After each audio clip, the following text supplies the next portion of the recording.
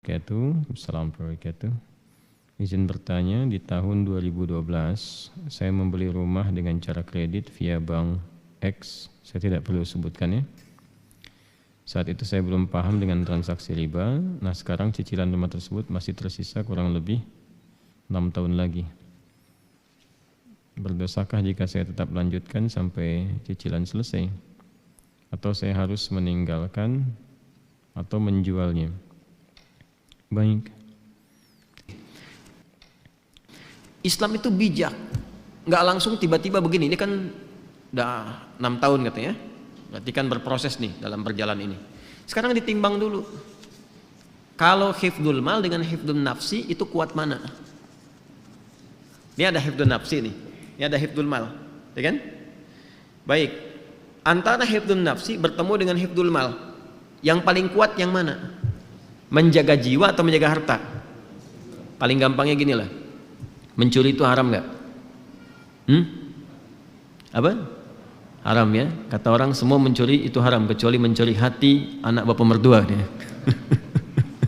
Dengan cara yang dibenarkan. Baik, semua mencuri itu haram, nggak boleh.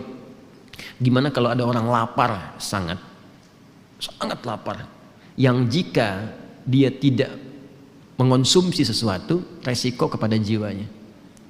Lalu dia lihat ada makanan tuh yang bukan hak dia, diambil itu untuk memenuhi hajat laparnya sehingga terjaga dari serangan-serangan yang berpotensi menghadirkan kematian. Walaupun kita katakan kematian itu ajal, tapi tetap ada sebabnya kan. Baik, apa hukumnya mengambil barang bukan punya orang lain untuk menjaga nyawa misalnya di situ? Tuh. Itu ada detailnya lagi, ada detailnya. Nggak bisa langsung disampaikan boleh, entar berapa juta orang entar pada mencuri itu. Ya nggak bisa begitu. Ada turunannya lagi. Itu pernah kejadian di masa Umar bin Khattab. Ya, saking terpaksanya dia mencuri, mengambil buah atau makanan tertentu, dan ketika akan dikisos disampaikan kisahnya, dimaafkan, ma'dzur. Ya, malah balik mengevaluasi, nangis itu luar biasa nih presiden nangis kan. Takut dihisab sama Allah karena ada satu rakyatnya yang kelaparan. Saking takutnya gitu ya, sampai kan terkenal kalimat Umar itu, kalaupun ada kambing di satu wilayah terpencil di bagian kekuasaan yang aku pegang, kemudian kakinya terpeleset aku nggak tahu, itu diistighfarin sama Umar karena khawatir ketika kambing itu mati nggak bisa dikonsumsi sama yang punyanya dan menjadikan dia kelaparan. Itu sampai ke situ mikirnya ya. Itu menurut saya sejarah Umar tuh patut ditiru. Anda kalau mau jadi pemimpin tuh keluarkan tuh fikihnya Umar itu, dan itu akan luar biasa tuh, luar biasa dahsyatnya.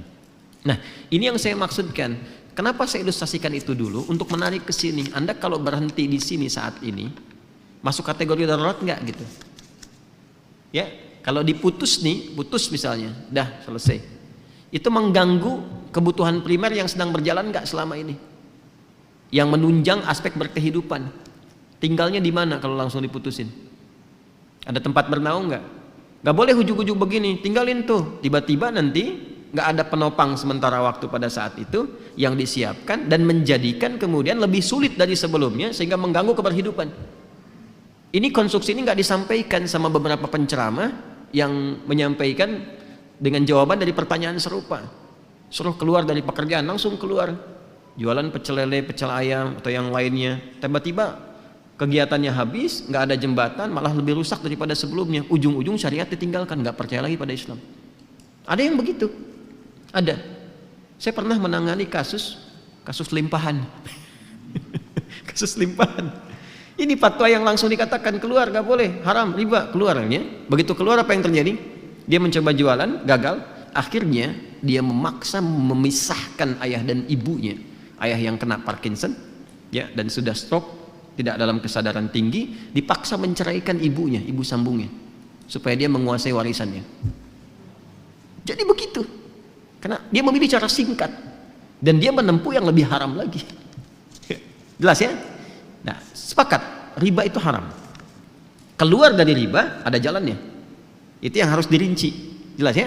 Maka bagaimana rinciannya? Pertama, timbang aspeknya. Ini yang bertanya ini, lihat, udah punya jembatan belum?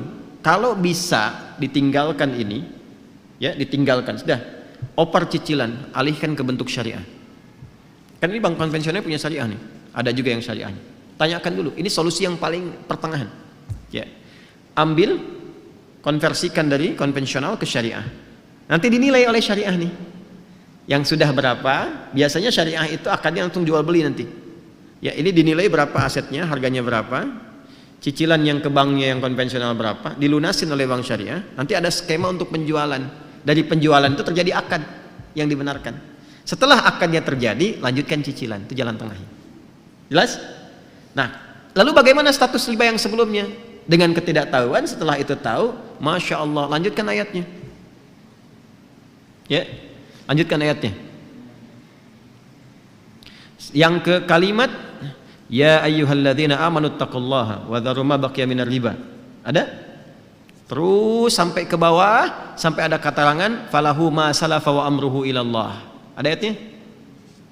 Terus sampai ke bawah, terus sampai walahu ma salafa wa amruhu ilallah. Ada ayatnya? Baik, jika ada yang sudah terjebak kepada riba, kemudian dia mau berpaling, bertobat, yang sebelumnya karena tidak tahu, ketika dia putus itu, yang sebelumnya terampuni oleh Allah Subhanahu wa taala. Ma'dzur, diampuni. Serahkan kata Allah urusannya kepada Allah. Sudah, Allah maafkan itu selesai, sekarang perbaiki. Nah, kalau mampu dilakukan itu, konversikan dari konvensional ke syariah. Plus dari syariah nanti dinilai, teruskan cicilannya. Kalau susah, tidak ada dan sebagainya, lihat dulu nih, lihat dulu. Ini kalau pindah, dilepas, pindahnya kemana? Jangan sampai terjadi tiba-tiba rumah dijual, nggak ada tempat bernaung, setelah itu meminta-minta. Atau menyulitkan kolega sekitaran. Ada ibu kedatangan kita misalnya dengan keluarga, ada adik numpang tinggal tapi bawa rombongan dengan 6 anggota plus ART-nya misalnya kan. Nah, jadi agak repot di situ. Maka ketika ada kondisi seperti ini, dalam kondisi darurat yang sudah berlangsung, maka berlaku kaidah ad-daruratu tubihul mahdzurat. Dalam konteks darurat membolehkan sementara waktu sampai dengan tuntas ini selesai. Tapi minta kemudian diakadkan supaya akadnya bisa diperbaiki, flat, ya, nggak ada tambahan kalau begini kalau begitu. Maka konsekuensinya harus berusaha untuk membayar sesuai dengan temponya, jangan sampai telat sehingga muncul kemudian akumulasi kembali yang jatuh pada hukum yang keliru di situ. Paham sampai sini? Awas, ini konteks darurat ya, jangan disamakan dengan hukum normal. Kalau bisa kemudian kita dapat alternatif, saya pengen keluar dari sini, betul-betul keluar. Oke, saya mau beli rumah kecil aja sementara. Atau rumah dengan standar yang sama di tempat yang agak berbeda, ya, yang nilainya bisa lebih murah untuk dibeli, tapi keadaan rumahnya nyaman serupa gitu. Dan cukup ketika dihitung, nih kalau dijual, alhamdulillah dapat yang ini, nikmat dijalani, bebas dari riba, dan bisa diputus di sini. Bisa disolusi. Kalau itu bisa dilakukan. Nanti janji Allah akan mengganti yang itu dengan yang berlipat lagi. Ya, paham ya? Nah, itu 3 bagian ini yang harus saya terangkan. Tinggal melihat ini yang bertanya kepada keadaan dirinya. Jelas ya? Jadi sekali lagi, timbang ke keadaan dirinya. Kalau sekiranya bisa dikonversikan kepada syariah lebih bagus. Kalau sifatnya kemudian darurat, maka diselesaikan apa yang harus menjadi kewajibannya ini, sambil banyak beristighfar kepada Allah Subhanahu wa taala dan mohon solusi kepada Allah, ya, dari sambil proses berjalan sehingga diberikan naungan-naungan pijakan yang kuat untuk segera meninggalkan itu. Kemudian yang ketiga, kalau ada tempat yang bisa digunakan untuk jadi alternatif, jadi pilihan lebih bagus, jalani itu. Dan jangan gengsi ya, gengsi itu hanya status kemanusiaan aja. Tetap kalau udah meninggal sama juga. Anda mau yang di komplek, orang bilang kota dengan kampung, tetap meninggal dikuburnya di mana? Tanah juga. Jelas ya? Saya kira saya sudah jawab ini ya. Jadi tinggal mengukur, dipraktekkan. Mohon izin, agama itu harus komplit disampaikan. Kalau enggak jadi bencana nantinya. Enggak bisa kita, oh ini ambigu, yang jelas aja yang mana. Yang jelas itu yang saya terangkan. Jelas ya? Yang jelas itu yang saya terangkan. Nanti pilih di mana yang paling berkesesuaian untuk kita saat ini, itu yang ditempuh. Itu jadi jembatan. Paham? Baik.